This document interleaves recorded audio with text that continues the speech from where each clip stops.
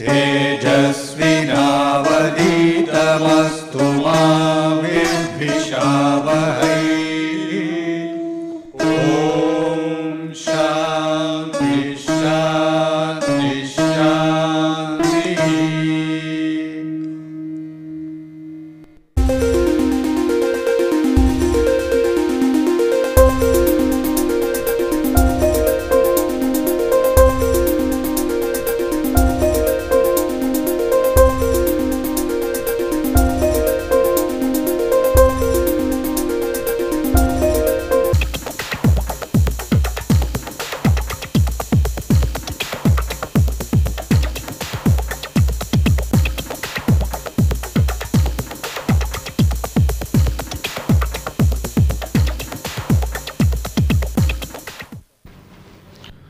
So, we shall continue our discussion on ECL gates. We have seen last class how one can actually model the propagation delay in ECL gates, that is by using a summation of the different time constants in the circuit as well as the transit time.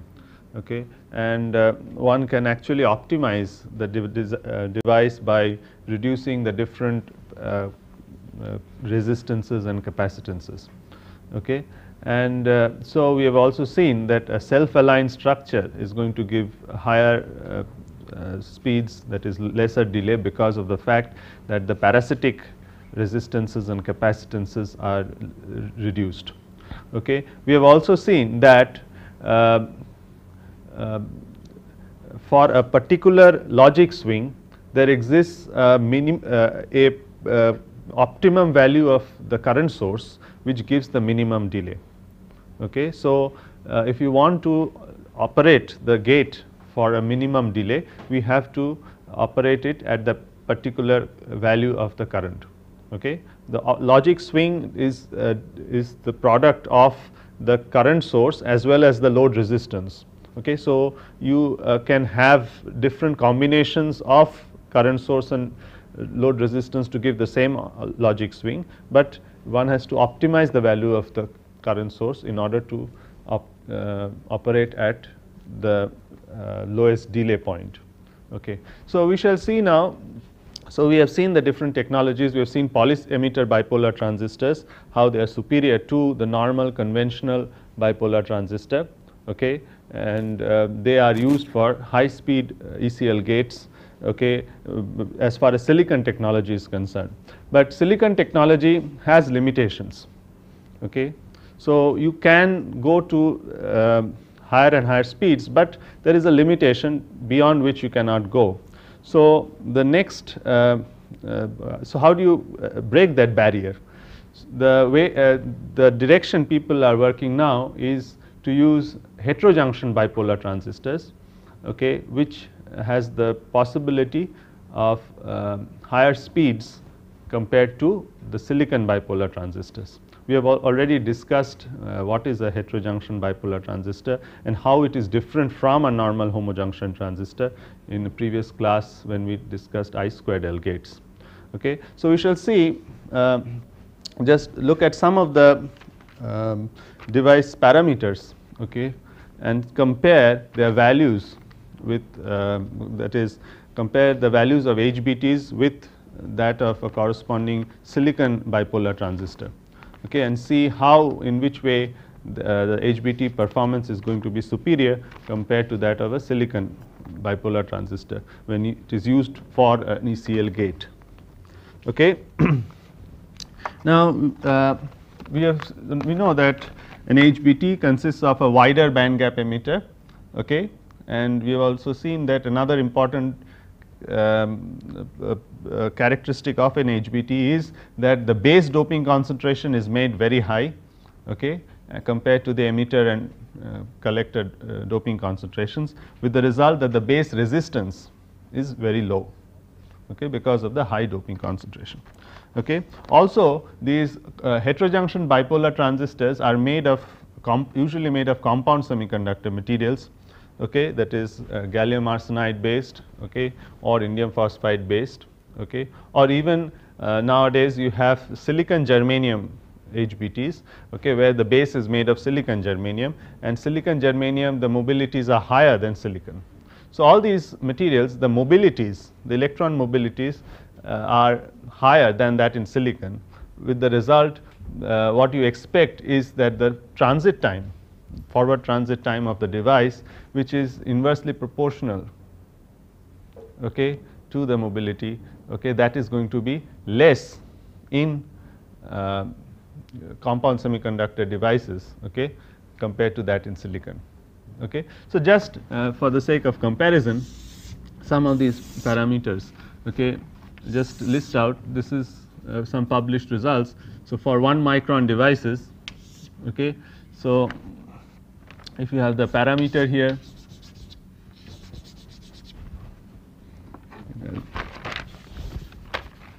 you have the parameter, you have silicon device, and you have an HBT, okay, silicon BJT, okay, and this is for 1 micron transistors, okay. Tau f, say typical values, tau f, that is the forward transit time, say it is in 5 picoseconds, tau f in picoseconds 5, whereas in this case it is 2.6.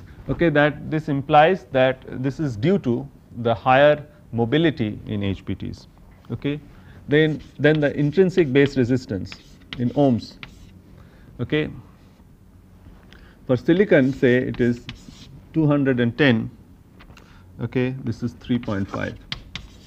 Okay. So, this assumes this is for a particular base width. Okay. This is 0.06 micron base width. RB is equal to 0.06 micron. Okay. So, this is, you see, the point is the large difference in the intrinsic base resistance. Okay. For a HBT it is just 3.5 ohms, whereas for a silicon BJT it is 210 ohms. That is because of the very heavy doping in the base of a BJT, of a HBT, which reduces the resistance. Okay. Then RBX also, that is the extrinsic base resistance in ohms. Okay.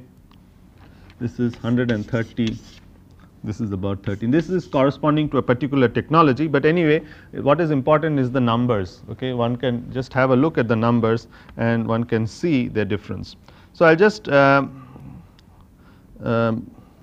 I will not list out all the parameters, but some of the parameters where there is a definite difference. Okay. Even diffusion capacitance. Okay. So, for a silicon BJT it is 20, whereas this is 10.4. Okay. This is around half that in the case of silicon BJT, because of the fact that here the base doping concentration is much higher. So, the base stored charge in the base is going to be less, and also the emitter side.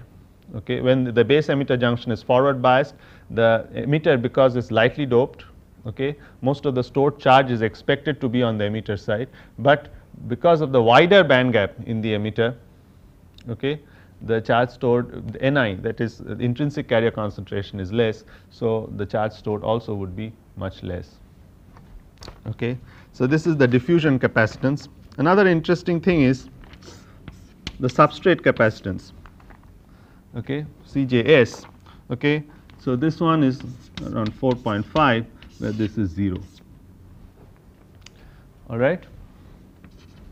So, you see that there is here for an HBT the substrate capacitance is almost 0, is 0. Why?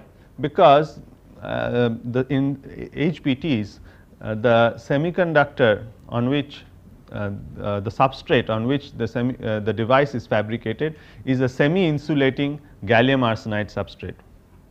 Okay. The substrate is actually a semi-insulating gallium arsenide substrate. So, gallium arsenide, because of its very wide band gap, okay, one can have almost semi-insulating, means almost insulating substrates. Okay. That is, one can have very high resistivity substrates, okay, on which the device is fabricated.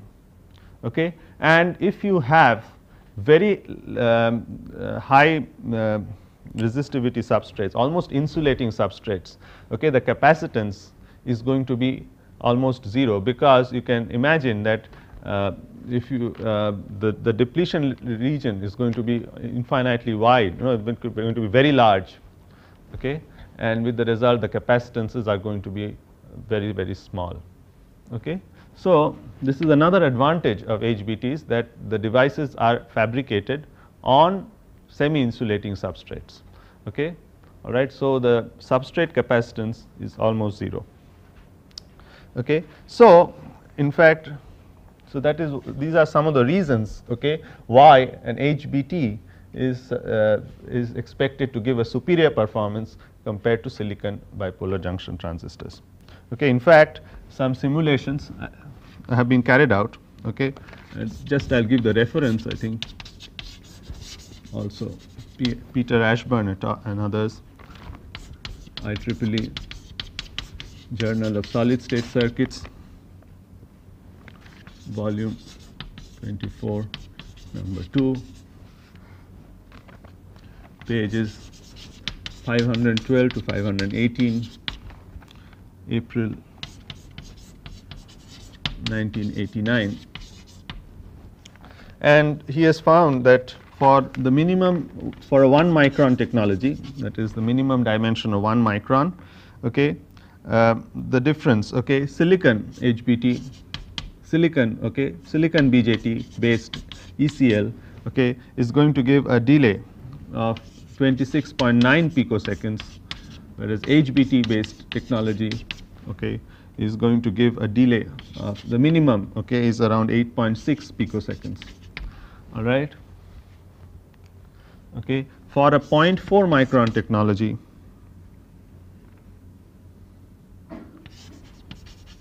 okay,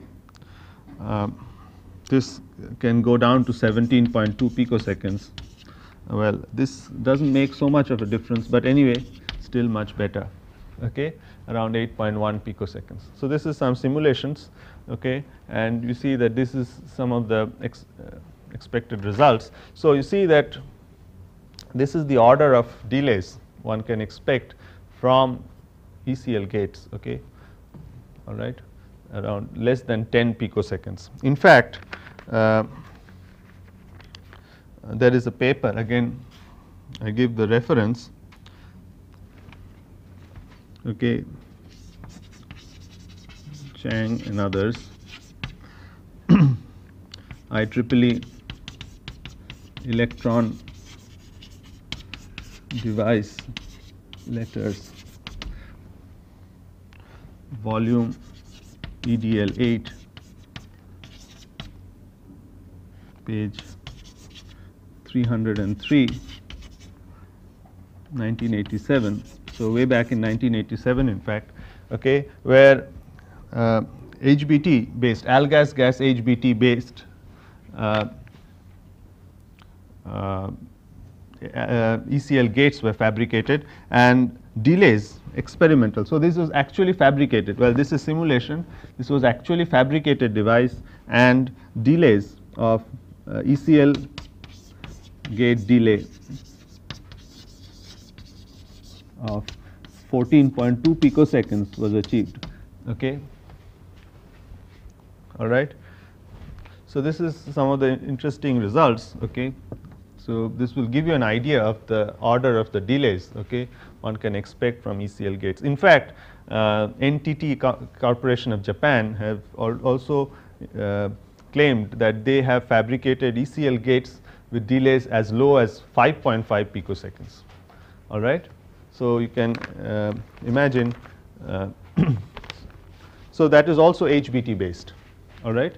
So, heterojunction bipolar transistor based. So, that is the order of delays, okay, one is talking of nowadays, okay, in terms of ECL gates, okay, and well, of course, ECL gates, as you know, is the fastest logic family, and so the drive is towards lower and lower delays and higher speeds.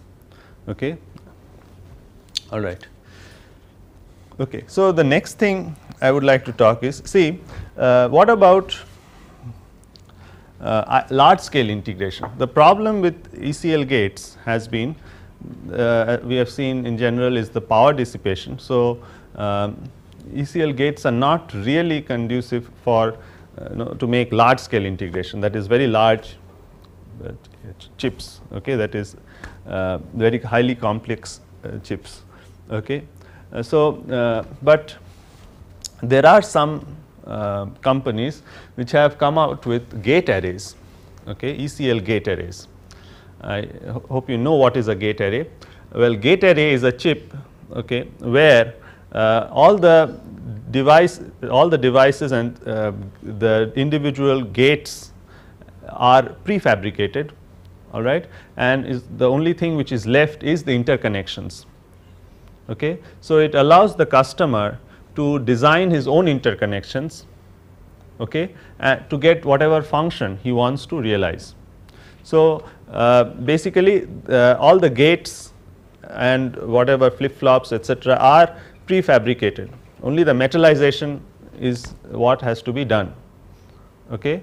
So, I will just give you, okay, some of the at least one of the existing gate arrays which are available, also to give you an idea of the level of integration, okay, that has been achieved in the ECL gates. Okay. So, this is again from the reference I will give you.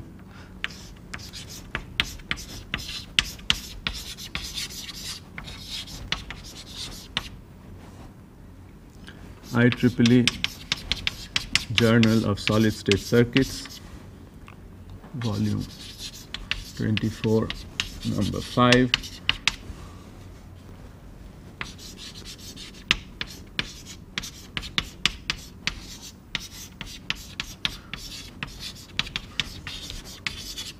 So, this actually is a paper from the Fujitsu company, Fujitsu of Japan, okay, which you may have heard the name of this company. Okay. So, it explains this is the gate array available from this company, okay, for any use by a customer. Okay. So, in this particular gate array which is described in this paper, an ECL gate array, silicon based ECL gate array. Okay. Well, in the gate array you have a number of cells. Okay. Each cell size is 69 micron to 120 micron, and each cell consists of transistors, 28 transistors. Okay. So, this is regarding the each cell. Okay. So, this is each cell, all right, 28 transistors, and the functions which are there in each cell is 3 input NOR into 4, there are basically 4 3 input NOR gates, 1 full adder and 1 master slave D flip flop. So, this is what is contained in each cell, all right. So, 4 3 input NOR gates, 1 full adder and 1 master slave D flip flop, a total of 28 transistors in an area of 69 micron into 120 micron. Okay. All right. And in the chip, so chip parameters,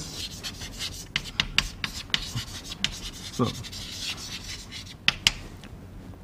chip size 7.8 mm into 8.2 mm. Number of gates, this is the equivalent number of gates because exact number of gates is very difficult to find out, 53,912. Okay. And the number of cells is 4,872 in an array of 84 into 58. So, 84 into 58 array of such cells are there. Okay. We have discussed seen what is there in one cell. So, there are 84 rows and 58 columns, okay, of such cells. Okay. The total number of cells being 4872. Okay. So, this is the total number of cells which are there in that chip, and in addition you have some IO cells, that is for interfacing 160, and there are number of pads 160 for signals, okay, and 20 for power supply VCC. All right. So, 180 pin IC. Okay. So, this cell, this is about what is there in the cell, okay, but what is also important to us is what is the performance. Okay. The features is gate delay 96 picoseconds, okay, for 50 micron wire length, okay, and 150 picoseconds for 1 mm wire length. See, that is, the delay is dependent on the length of the wire which you are using at the output. Okay. When you make an interconnection from one chip to the other, okay, you have to connect it with a wire or interconnection basically. Okay. Now, that interconnection will also have a capacitance of its own, okay, which affects the delay. All right.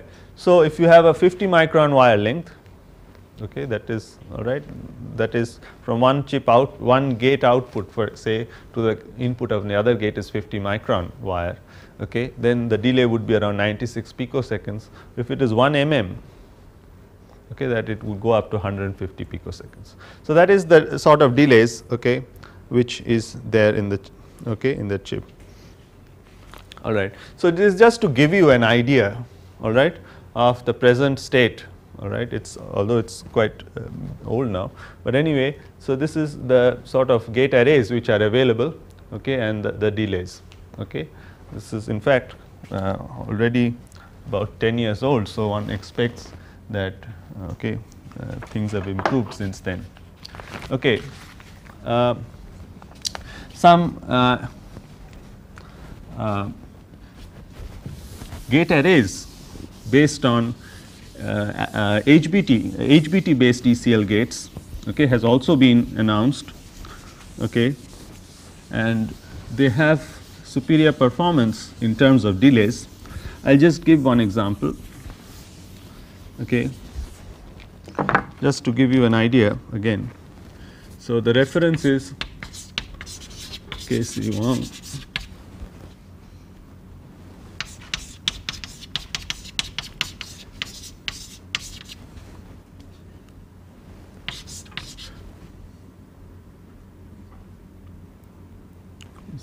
Pages 1669 to 1672, November 1991. Okay. So, basically they have 500 gate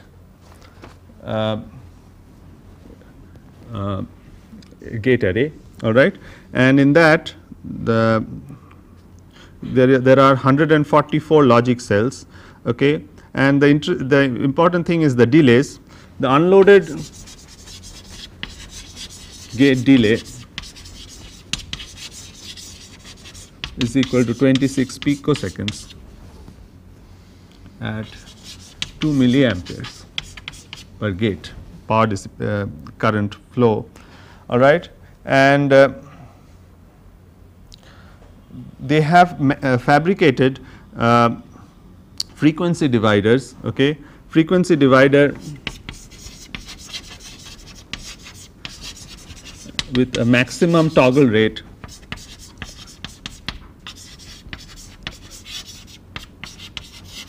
of 15.6 gigahertz. All right. So, these are some of the results, okay, which shows you the level of or the speeds one has achieved, okay, with ECL gates. All right. Okay. So, you can see for as a comparison, all right, the HBTs are obviously much faster compared to the silicon BJT based counterparts. Okay. So, with that we almost come to the end of this section on ECL gates. Okay. There is just one more thing I would like to add before we conclude on ECL gates. Again, as we did in the case of I squared L, you see that the voltage levels in ECL gates are somewhat different from the TTL voltage levels, okay, and the TTL voltage level is often taken as a standard. So, one may have to have interfaces which convert the TTL levels to ECL levels, okay. That is, you have a TTL level output, okay, which you want to feed to a ECL gate, okay.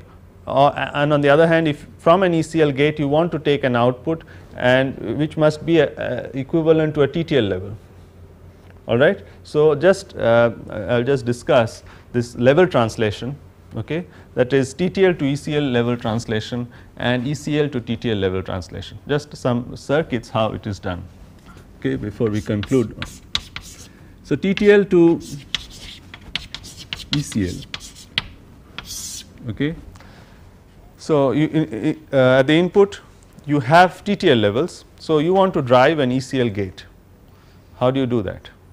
Okay. So, basically you have a TTL level input here, say. So, this is just like the input of a LS TTL gate, okay. Say you have 5 volts here, okay, and then what you do is from here you have a sort of potential divider network, and this goes to an ECL type of input here.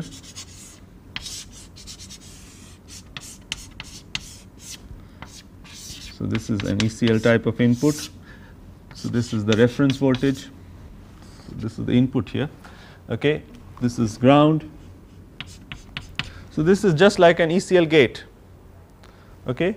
Now, so this VR is, say, whatever is the VR of the ECL gate, okay, and then you have the emitter follower at the output, okay. So, this is something, so this is minus VEE, that is minus say 5.2 volts, which is the standard for ECL, say, okay. So, what you have here is this is 5 volts. So, VR will be a negative voltage, okay. So, this is just like an ECL gate. So, what you have to do is here, if the input, this is the TTL input. So, TTL input means the logic high, okay, it will be close to 5 volts, or say usually 3.6 is taken as the TTL voltage, input voltage, high voltage, and logic low will be 0.2 volts or so, okay. So, when this voltage is high, here the voltage is going to be almost close to 5 volts, okay, and you have basically a potential divider network here, okay. And if this voltage here at the base of this transistor is higher than the reference voltage, then this the transistor T1 here is going to be on and T2 is going to be off, and here you have the corresponding ECL level voltage, okay. And if this input TTL input goes low, okay, this point here is going to be correspondingly lower, okay, that is at the base of T1, because at here the voltage is going to be less, okay. And so, basically you have to choose the potential divider network in such a way that the voltage at the base of T1, okay, is less than the reference voltage, okay, all right. This end it is minus 5.2, okay. So, this becomes more negative compared to T2 when this input is low, Okay. And so, this T1 cuts off, T2 is on, and you have the logic high at the output. Okay. And the output which you have corresponds to an ECL level. Okay. So, at the input you have TTL level, the output you have ECL level. Okay. Similarly, if you want to do the other thing, that is ECL to TTL translation.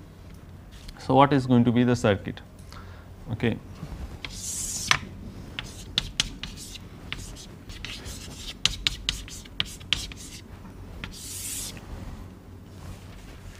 So, what you have is you have an ECL type of input here. This is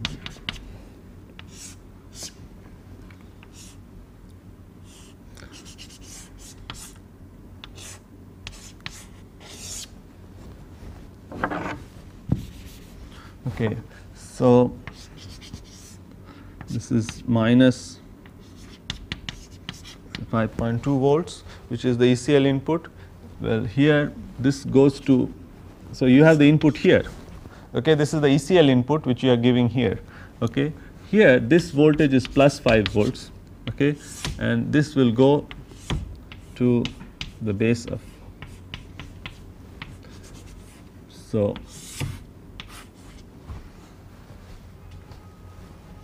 okay. Now, let us see what is happening here. Now, this here you have the reference voltage. Okay.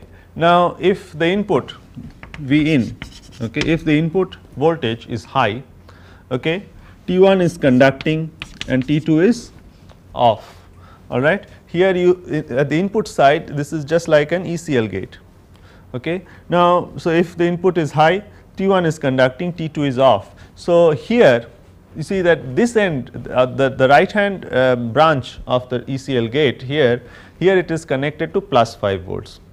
Okay. So, if T1 is conducting, T2 is off, okay, you have a circuit like this, right, which means that at the base of this transistor T3, okay, it is connected to VCC through a resistance, all right, and this is going to T3 is going to go is going to conduct and output is going to be low, all right. On the other hand, if V in is low, okay, that means T1 is off, T2 is conducting, all right, and there is going to be a drop across this resistance, all right, and this drop is going to be equal to the current which is flowing into the resistance value. So, you can adjust this resistance value or the current, okay, the product, so that this drop is large enough, okay, and the input voltage at the base of T3 becomes less than so if this drop is say around 5 volts or so, okay, so this drop at the base of this voltage at the base of T3 is going to be 0 volts, okay, which is going to make it it is going to cut off that transistor T3, okay, and the output is going to be high. And so, the voltage which you get here corresponds to TTL levels, all right. So, at the input you have ECL levels, that is the voltage, the ECL levels means the logic, the voltages which we have already discussed in the input output characteristics, okay. So, here you have the ECL levels and the output you are going to have the TTL levels. So, this type of circuitry can be used to convert ECL levels to TTL levels, and here from TTL levels to ECL levels, okay. So, with that I think we can conclude our discussion on ECL gates. So, we have seen what is the circuit configuration of an ECL gate and the basic properties of ECL gates, okay, as well as how people have worked to improve their properties, okay, especially the delays, okay, because ECL gate is supposed to be the fastest logic family, and so is the fastest logic family, and so it is very important to achieve higher and higher speeds, okay. So, the maximum speeds which are which can be achieved, okay. So, well, so then we conclude this section of ECL gates. In fact, we have gone through the different bipolar logic families, okay, that is the TTL, the I2L and the ECL, okay, and now we should move on to the other type of logic families or the logic circuits based on Mosfets, okay, that is a different device, you know, altogether. So, we shall see first what is a Mosfet. You are all aware, but just I will just draw this cross sectional view of a Mosfet. So, across an n channel Mosfet, okay. So, you have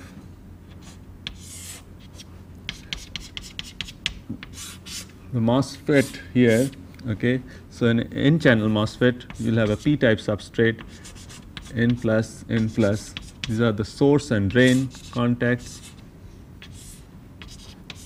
okay. This is the gate region, okay, all right. So, this hatched region is actually silicon dioxide. So, this is, okay, an oxide, okay. So, what you have the on the top of that you have metal, okay.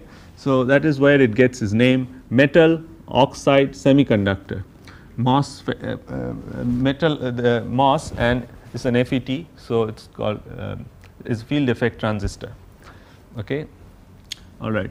Now, okay, so this type of device, you can have n channel device or p channel device. In an n channel device, the substrate is p type. What happens is, when you apply a positive voltage on the gate, okay, because of the capacitance here, okay, there is negative charges are to be induced in the semiconductor, okay.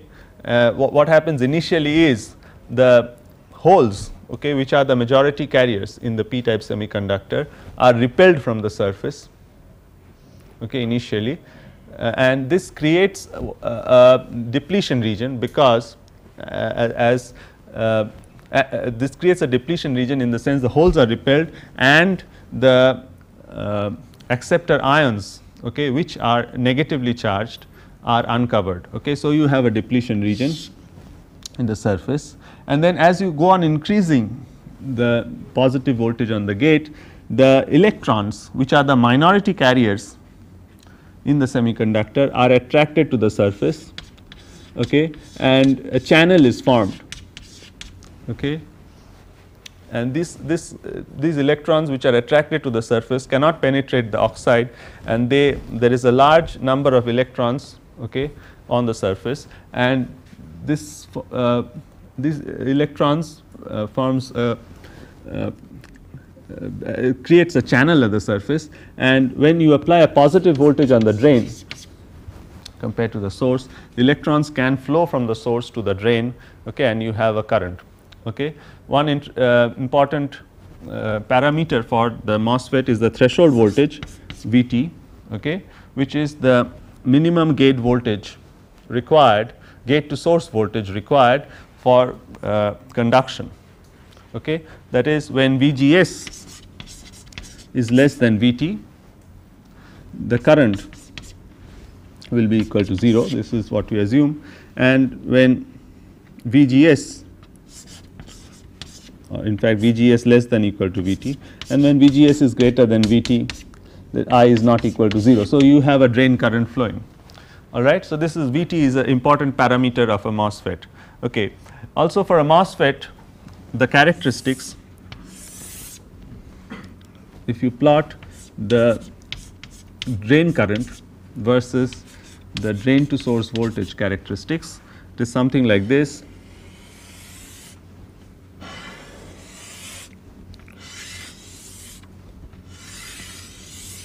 Okay. This is for different gate voltages, all right. So, increasing gate voltages. In the MOSFET, all the voltages are measured with respect to the source, okay.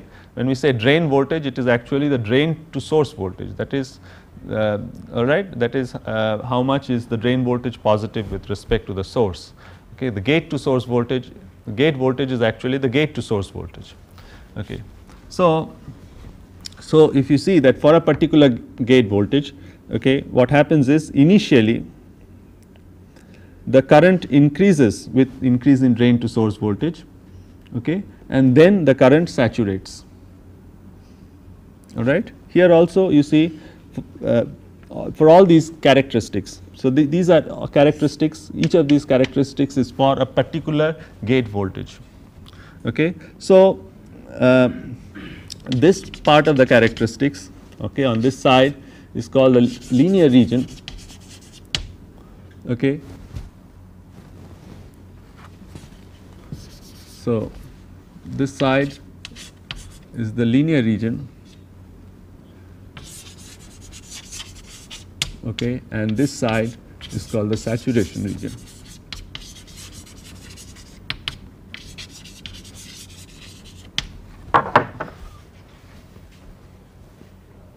Okay. What actually happens is when the drain voltage is, when you keep on increasing the drain voltage, okay, there is a drop in the channel, okay, from the source to the drain end. So, for example, if you apply a 1 volt at the drain, okay, the voltage at this end of the channel is going to be 1 volt, whereas this end is 0 volt. Okay. So, this drop in the channel actually reduces the gate to channel voltage. Okay. So, the channel is always going to be sort of wider at the source end and less at the drain end, okay, because the gate to channel voltage is going to be less at the drain end. Okay. And if you go on increasing the drain voltage, ultimately the gate to channel voltage here at the drain end will become equal to the threshold voltage. Okay. After that, what happens is you have a situation like this, the channel is just what is said to be pinched off at the drain end. Okay. Any further increase in drain voltage, basically what happens is this pinch off point moves towards the source, okay, and the remaining voltage is dropped in a depletion region here. So, the voltage drop across the channel, okay, voltage drop across the channel is fixed to VGS minus VT. Okay. All right. And that is why the current becomes almost constant here in the after it reaches saturation, but there is a small increase in current. Okay. It is not actually a constant, there is a small increase in current, because what happens is the effective channel length is reduced. Okay. So, this is the characteristics of the MOSFET. Well, there are different models of this MOSFET current voltage characteristics, but we shall take a simple model for our analysis whatever we do in this course, okay, which is called the square law model. Okay. And the current is given by, according to this model, K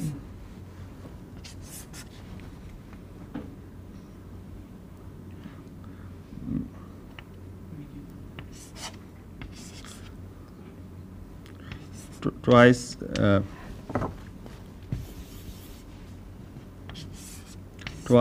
VGS minus VT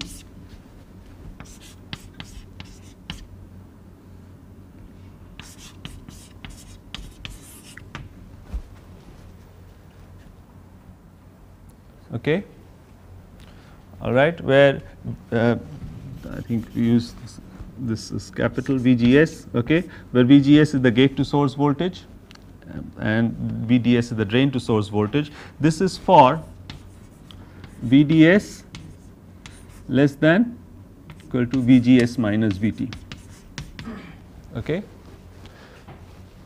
All right. When when VDS becomes equal to VGS minus VT, or more than that, what happens is this term, if you see that when VDS is equal to VGS minus VT, okay, this becomes equal to VGS minus VT whole squared.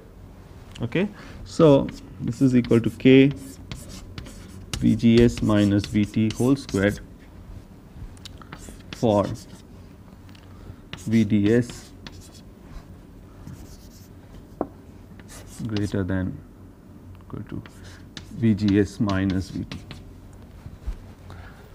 Okay. And this K, okay, which is called the transconductance parameter, okay, is given by K is equal to half mu n C ox W by L. Okay. Mu n is the electron mobility. Okay, this is for an n channel device. Okay, it is the electrons which flow from the source to the drain. So, this is equal to mu n. C ox is the oxide capacitance. Okay, that is the gate oxide capacitance.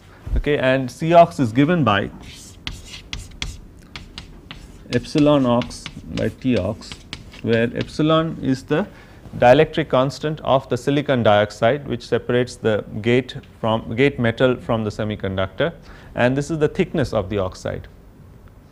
Okay. So, that is C ox, and W by L. W is the width of the MOSFET, okay, channel, and L is the length of the MOSFET channel. Okay. So, if you look at this MOSFET here, okay, this is the length is the distance between the source and the drain, and W is the width, okay, that is the other dimension. Okay. All right. Okay. So, in fact, if you have a top view of this device, okay, if you have a top view, this is say source, this is drain. Okay. This is going to be the length, okay, that is the distance between the source and drain, okay, and this is going to be the width. All right. Okay. So, it is quite obvious that as the width increases, the current is going to be more, okay, and as the length increases, all right, the current is going to be reduced, because basically the channel behaves as a resistance, all right, and the resistance of the channel, okay, you know that if you have a if a channel resistivity is rho, the resistance is going to be rho L by A. So, the larger the length, the resistance is more, which means the current is going to be less. Okay. So, the current is proportional to W by L ratio. Okay, that is very an important parameter of a MOSFET, W by L ratio. Okay, it is proportional to this width to length ratio of the MOSFET. Okay, the K is proportional to W by L. So, the current is proportional to the mobility. So, the current is going to go up with mobility, obviously. It also increases with the oxide capacitance, that is, if you basically reduce the thickness of the oxide region, okay, the C ox will go up, that is oxide capacitance is increased. That is also understandable, because the current which flows depends on the charge in the channel. Okay, if you have more electrons, you have more current, okay, and the charge in the capacitance Q is equal to CV. Okay. So, for the same gate to source voltage, okay, or the gate voltage which you have applied, okay, if you have a larger capacitance, okay, you have more charge, okay, and if you have more charge, you have more current. So, it is proportional to the oxide capacitance, and it is also proportional to W by L ratio. So, this is the simple model of the MOSFET, which we should generally take up in our discussions, okay, when we analyze the different circuits. Well, if we I will go into more details if it is necessary to have more complicated models, but for the time being we will stick to this particular model, okay, which is a simple model and is sufficient to understand most of the effects in a MOS based logic circuit. Okay. Of course, this is, I must point out that this is not very accurate. Okay. If you want to have more accurate results, you must take up more complicated models, okay, but that is more time consuming, okay, in the sense that any simulation etc. is going to be more and more time consuming. Okay. Okay. With that we close today.